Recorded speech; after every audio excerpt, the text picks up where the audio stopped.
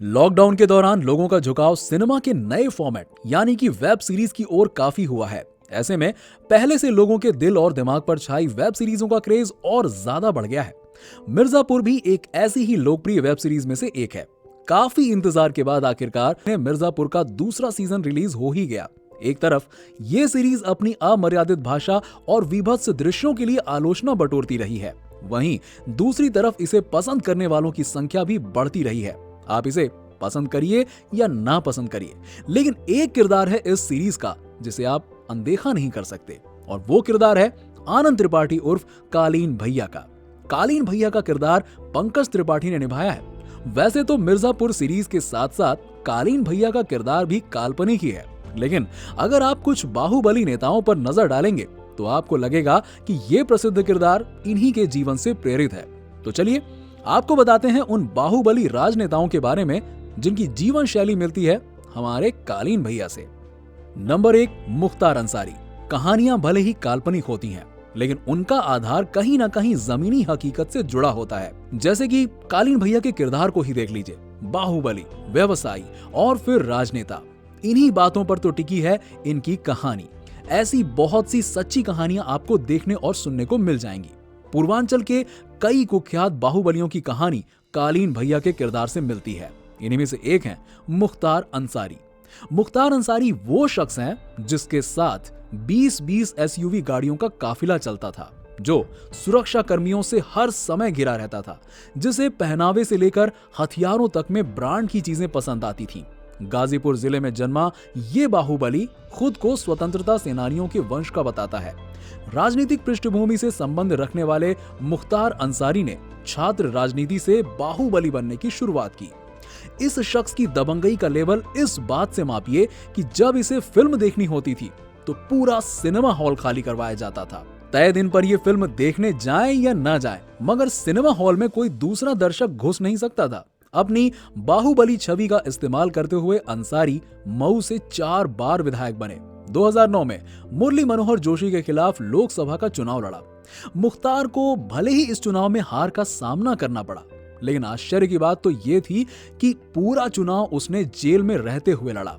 इस शख्स की कहानी में कालीन भैया और रतिशंकर शुक्ला की दुश्मनी भी है, ऐसी दुश्मनी जिसने इसके जीवन पर गहरा असर डाला। मखनू सिंह गैंग से ताल्लुक रखने वाले मुख्तार की ये प्रचंड दुश्मनी थी साहिब सिंह गैंग के ब्रजेश सिंह से। नंबर 2, ब्रजेश सिंह। पूर्वांचल में मुख्तार अंसारी और ब्रजेश सिंह की दुश्मनी के चर्चे आम हैं। दोनों इस समय जेल में हैं। ब्रजेश सिंह की कहानी खुद में किसी सिनेमा से कम नहीं। आश्चर्य की बात बिल्कुल नहीं होगी अगर कल को ब्रजेश उर्फ अरुण कुमार सिंह की कहानी आपको फिल्म या फिर वेब सीरीज के रूप में देखने को मिल जाए। एक प्रतिष्ठित परिवार का लड़का जो पढ़ने में बहुत ही होनहार था। बीएससी की पढ़ाई पूरी करने तक परिवार को ब्रजेश सिंह से बहुत उम्मीदें थीं, किंतु फिर अचानक हुई पिता की हत्या और उस हत्या का बदला लेने की भावना ने पूर्वांचल के एक बाहुबली को ही नहीं बल्कि देश के एक डॉन को जन्म दिया। पिता की हत्या का बदला लेने के बाद ब्रजेश ने यूपी को अलविदा कह मुंबई का आसरा लिया। यही मुलाकात हुई अंडरवर्ल्ड डॉन दाऊद इब्राहिम से। पहले दाऊद के लिए मुंबई के मशहूर जेजे हॉस्पिटल हत्याकांड को अंजाम दिया, लेकिन 1993 बम धमाके के बाद ये दोस्ती दुश्मनी में बदल गई। बातें उड़ी कि ब्रजेश सिंह को इन बम धमाकों के बारे में कोई भनक नहीं थी। कहा तो ये तक जाता है कि इस घटना के बाद ब्रजेश सिंह ने कई बार भेष बदलकर दाऊद को मारने के लिए उस तक पहुंचना चाहा, लेकिन कामयाबी हाथ न लगी। हाँ, लेकिन ब्रजेश की इस बात से खुश होकर कई लोगों ने उसे देशभक्त डॉन, हिंदू डॉन आदि नामों की उपाधि दे दी। ब्रजेश सिंह के राजनीतिक सफर की बात करें तो वाराणसी की एमएलसी की सीट हो या चंदौली की विधानसभा की सीट, यहां कब्जा ब्रजेश सिंह के परिवार का ही रहा है। ब्रजेश सिंह खुद 2 बार एमएलसी चुने गए। आपराधिक गतिविधियों के रूप में ब्रजेश पर मकोका, टाडा, हत्या, अपहरण, हत्या का प्रयास सहित 30 मुकदमे दर्ज हैं। नंबर 3, सूरजभान सिंह। कुछ लोग हालातों से मजबूर होकर अपराधी बनते हैं, कुछ के आसपास का माहौल उन्हें अपराधी बनाता है, तो कुछ अपनी पारिवारिक परंपरा निभाने की खातिर अपने अपने बाप दादा के बनाए रास्ते पर चल निकलते हैं। लेकिन कुछ लोग ऐसे होते हैं जो इन सबसे अलग होते हैं। ऐसे लोगों को अपराधी बनने का शौक होता है। ये अपराध जगत को किसी प्रतिष्ठित कर्म क्षेत्र के रूप में देखते हैं और इन्हें इस क्षेत्र में रंगदार, बाहुबली, माफिया डॉन इत्यादि बनने की सनक सवार होती है। बिहार मोकामा के शंकर बीघा गांव का सूरज भान सिंह भी शुरू से ही अपने अंदर एक ऐसी ही सनक पाले हुए था। 80 के दशक में छोटे मोटे अपराधों से अपने आपराधिक सफर की शुरुआत करने वाला सूरज भान 90 के दशक तक रंगदारी, हत्या, अपहरण जैसे कई मामलों में नामजद हो चुका था।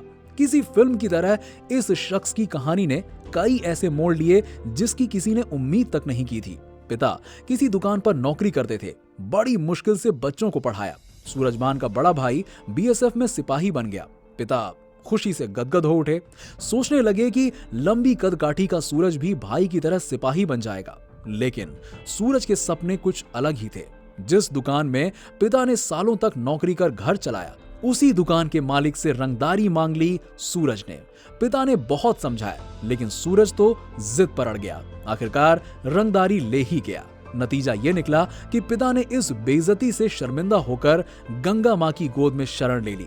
पिता की आत्महत्या भी सूरज भान को सुधार ना सकी। कदम बढ़ते रहे।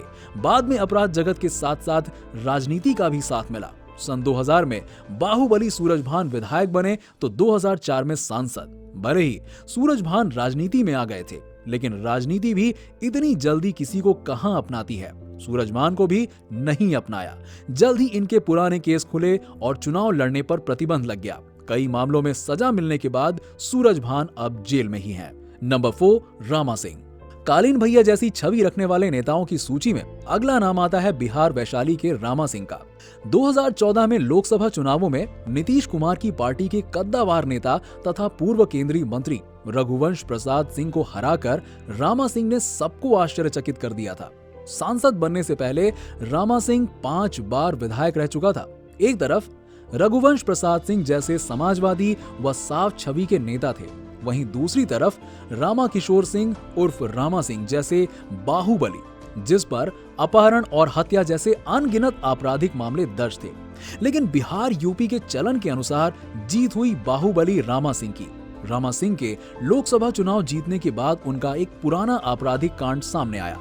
ये कांड था 29 मार्च 2001 में छत्तीसगढ़ के दुर्ग जिले में कुम्हारी इलाके में पेट्रोल पंप व्यवसायी जयचंद वैद्य का अपहरण। इस अपहरण में वैद्य को उनकी कार समेत ही उठा लिया गया था। रामा उस समय तक राजनीति में उतर चुके थे तथा विधायक थे। पेच यहाँ फंसा कि महीनों बाद जब जयचंद वैद्य को छोड़ा गया और छानबीन तेज हुई तो जिस गाड़ी को उनके अपहरण के दौरान प्रयोग में लाया गया था वो रामा सिंह की ही गाड़ी थी। नंबर 5, काली प्रसाद पांडे। आप सबने एक शब्द जरूर सुना होगा, गुरु घंटाल। ये उपाधि उसे दी जाती है जो गुरुओं का गुरु होता है। काली प्रसाद पांडे को भी बिहार के बाहुबलियों की जमात का गुरु घंटाल ही कहा जाता है। कहते हैं कि बिहार के सभी बाहुबली काली प्रसाद पांडे को अपना गुरु मानकर इसके पैर छूते हैं। बाहुबली से राजनेता बने काली प्रसाद पांडे ने राजनीति में भी अपनी ताकत दिखाई। 1984 में देश भर में कांग्रेस की लहर थी। काली पांडे को कांग्रेस से टिकट नहीं मिला तो निर्दलीय ही खड़े हो गए। कांग्रेस की बह रही हवा के विपरीत जाकर काली पांडे ने अपनी जीत का झंडा बुलंद किया और निर्दलीय सांसद बन गए। इसके बाद कांग्रेस ने टिकट दी तो उस पार्टी से चुनाव जीते। इसके बाद लालू का दल थामा और फिर रामविलास पासवान के न्योते पर लोजपा में शामिल हो गए। लोजपा में काली 10 साल रहे, कई तरह के पार्टी पद संभाले, लेकिन रामविलास पासवान के निधन के बाद उनके बेटे चिराग पासवान से नाराज होकर लोजपा छोड़कर फिर कांग्रेस में आ गए। आगे वो अपने गढ़ कुचायकोट से विधानसभा का चुनाव लड़े। इस पर अपने प्रतिद्वंदी उम्मीदवार नगीना राय पर पटना की चलती फिरती सड़क पर दिन दहाड़े बम से हमला करवाने का आरोप लगा था। हालांकि उस आरोप से ये बरी हो गए और अब खुद को एकदम साफ छवि का बताते हैं। बताया जाता है कि रामजी राव की फिल्म प्रतिघात में जो खलनायक है उसका किरदार काली पांडे से ही प्रेरित है। नंबर 6, सुभाष ठाकुर। भले ही इस शख्स का ताल्लुक राजनीति से ना रहा हो, लेकिन इसका अपने क्षेत्र की राजनीति पर गहरा असर जरूर रहा है। सुभाष ठाकुर उर्फ बाबा को लोग दाऊद इब्राहिम का गुरु मानते हैं। कहते हैं कि जब सुभाष भाई मुंबई में अपना वर्चस्व स्थापित कर रहा था, उन्हीं दिनों दाऊद इसके पास आया था। बहुत से अपराध साथ किए, लेकिन 1993 में बम धमाकों के बाद दोनों के रास्ते अलग हो गए। दर्जनों आपराधिक मामलों के आरोपी सुभाष ठाकुर इन दिनों फतेहगढ़ सेंट्रल जेल में उम्र कैद की सजा काट रहा है। कहते हैं अपराध जगत में बाबा के नाम से मशहूर सुभाष ठाकुर का जेल के अंदर ही दरबार लगता है। बाबा भले ही राजनीति के क्षेत्र में ना उतरे हों, लेकिन राजनीति पर बाबा का असर पूरा रहा है। किसी भी चुनाव में सुभाष ठाकुर की भूमिका अहम होती है। नंबर 7, राजन तिवारी। 90 के दशक में बिहार की मिट्टी से कुछ ऐसे बाहुबली उपजे जिन्होंने अपराध भी किया तो दिमाग से। कालीन भैया की ही तरह इन बाहुबलियों ने भी पहले कानून को हाथ में लिया और फिर लोकतंत्र को अपना सुरक्षा कवच बनाया। इसी लिस्ट में एक नाम है बिहार के बाहुबली नेता राजन तिवारी का। राजन तिवारी का नाम एक और वजह से भी जाना जाता है और वो वजह है बेहद कम उम्र में अपराध की दुनिया में बड़ा नाम कमाकर पुलिस के हाथों मारे जाने वाले श्री प्रकाश शुक्ला। किसी जमाने में राजन श्री प्रकाश के राइट हैंड माने जाते थे। चाहे वो यूपी सरकार में विधायक रहे वीरेंद्र प्रताप शाही पर जानलेवा हमला हो या फिर बिहार सरकार के मंत्री बृज बिहारी प्रसाद की हत्या, हर जगह राजन श्री प्रकाश के साथ रहे। लेकिन राजन तिवारी ने हमेशा दिमाग से काम लिया। भले ही बृज बिहारी हत्याकांड में जेल गए, लेकिन बरी भी हो गए। आगे राजन तिवारी ने आपराधिक गतिविधियों को कम कर राजनीति का दामन थाम लिया। बसपा से लेकर भाजपा तक बिहार में रामविलास पासवान की पार्टी लोजपा तक की सदस्यता ली। 2 बार विधायक भी रहे। 10 से ज्यादा आपराधिक मुकदमों के साथ 15 साल से ज्यादा जेल काटने के बाद फिर से समय समय पर राजनीति में अपना भाग्य आजमाते हुए दिखते रहते हैं।